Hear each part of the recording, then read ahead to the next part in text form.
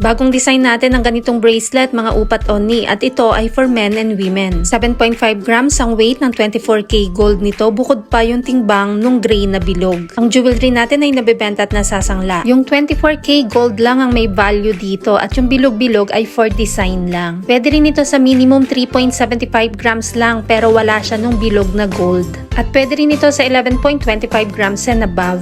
Ganyan ang itsura niya, bilog na bracelet at wala itong lock kasi ang nasa loob nito ay isang makapal na stretchable na rubber. Hindi yan basta-basta mapapatid kasi makapal. At ang kulay ng bilog sa personal ay gray na may pagka-blue. Ang tawag dito ay hook yusok. Pwede rin ito sa plain black na onyx. Ang rate ng gold ay nagbabago everyday kaya hindi natin nilalagay ang price sa video. Ang mga jewelry natin ay pwede sa cash, 2 gives, or ilang months layaway, depende kung saan ka komportable. Kung gusto malaman ng updated price, mag-inbox kay Michelle Yu at follow na rin ang ating TikTok account para updated ka.